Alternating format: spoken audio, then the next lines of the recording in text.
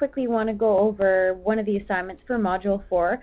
For Module 4, you're going to be creating a Bitstrips comic that represents the story and occurrence at Owl Creek Bridge. So what you're going to do is you'll go to Bitstrips for Schools and click Login.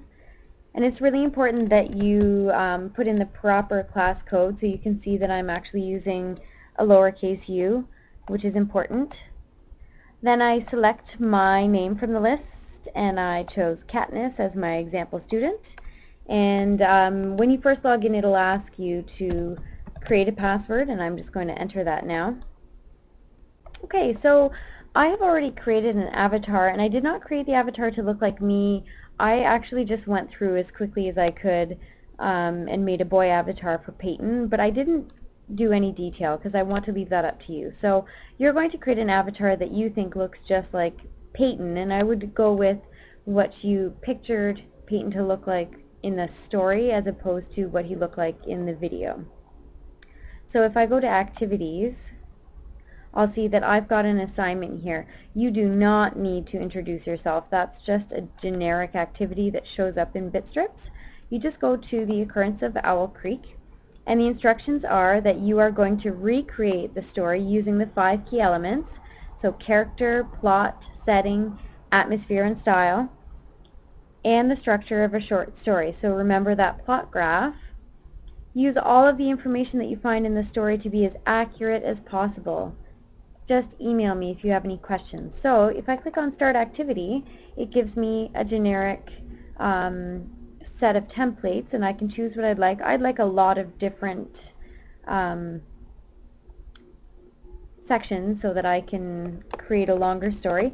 And so we're just going to look, and I can go through, I can actually change the layout if I didn't like that. So I can go to Art Library, I can click on Backgrounds, and I'll try and find something that looks like there could be a bridge. Maybe I'm going to pick that. And I'm going to see if I can find my characters and go through and see. I'll grab my character that I created, and you can do all sorts of different things. Now, if I wanted to add a noose, I could go into the Art Library. I could go into Images. I could click Search for a rope. And then I could use this rope. And I mean, it's not perfect, but you get the idea. And I could just kind of make it look like it's around his neck the best that I can.